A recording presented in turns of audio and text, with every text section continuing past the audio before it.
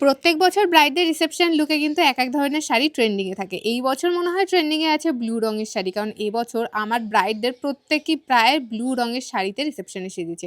সেদিন সকালে আমার স্টুডিও বুকিংয়ে একটা ছিল পার্টি মেকআপের কাজ। সকাল সকাল এঙ্গেজমেন্টের এই লুকটা কমপ্লিট করে আমরা বেরিয়ে পড়েছিলাম। আর যাওয়ার আগে নিজে একটু দুধ বিস্কুট খেয়ে বেরিয়েছিলাম। কারণ সকাল সকাল স্টুডিওতে থাকাকালীন আমরা কিছু খাওয়া দাওয়া তেমন করতে পারিনি। আমার পরের ব্রাইডের লোকেশন ছিল দমদমে, আর সেখানে রিসেপশন ব্রাইডের লুক ছিল। রিসেপশন ব্রাইডের ভাত কাপড়ের লুকটাও ছিল। ভাত কাপড়ের লুকটা একদমই সিম্পলের উপর রেখেছিলাম, কারণ আধা ঘন্টার জন্য অত হেভি মেকআপ করি। শ্বশুরবাড়ির লোকেদের ছোট্ট একটা ডিমান্ড ছিল, সেটা হলো সিঁদুরটা যাতে এইভাবেই পরাই। তবে সিঁদুরটা পরিয়ে কিন্তু ওকে খুবই মিষ্টি লাগছিল। আর এদিকে ব্লিঙ্কিট থেকে ওর জন্য মাথার ফুল অর্ডার করা হয়েছিল। ওই এক একটা ফুলের প্রাইস নিয়েছিল 110 টাকা করে। এদিকে তো ব্রাইডাল সিজনে ফুলের দাম থাকে আকাশ ছোঁয়া, আর ব্লিঙ্কিট থেকে যেহেতু অর্ডার করা সেহেতু দাম তো একটু নেবেই।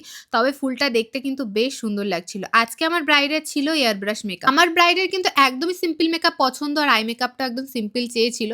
তবে আজকে আমি আই মেকআপটা একটু পিঙ্কের ওপর রেখেছি। এতে ও নিউড আই মেকআপ করেছিল, আর ভেবেছিলাম প্রথমে নিউড পিঙ্কের ওপরই কোনো একটা আই মেকআপ করবো। তারপরে ভাবলাম না, আইটাকে একটু হাইলাইট করা যায়। হেয়ারটাও ও কোনো ডিমান্ড করেনি, তবে আমার মনে হলো এই হেয়ারস্টাইলটা ওর মুখে বেশি যাচ্ছিল, তাই নতুন ধরনের একটা হেয়ারস্টাইল ওর ফেসে আমি ট্রাই করলাম। নেক্সট ইয়ারে বুকিং যেহেতু শুরু হয়ে গেছে, যারা বিয়ের ডেটে বুকিং করতে চাও অবশ্যই কিন্তু আমার সাথে কন্ট্যাক্ট করে নিতে পারো।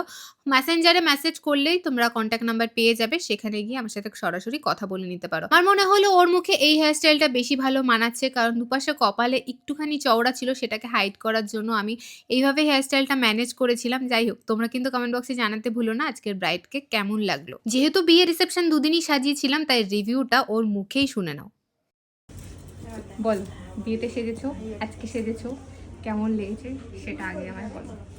খুব খুব ভালো, দুদিনই ভীষণ ভালো সাজিয়েছি, খুব পছন্দ হয়েছে।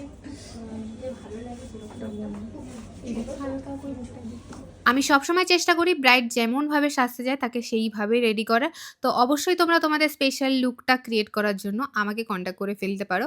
কন্ট্যাক্ট নাম্বার স্ক্রিনে দেওয়াই থাকবে, তোমরা অবশ্যই আমাকে হোয়াটসঅ্যাপ বা কল করে নিতে পারো।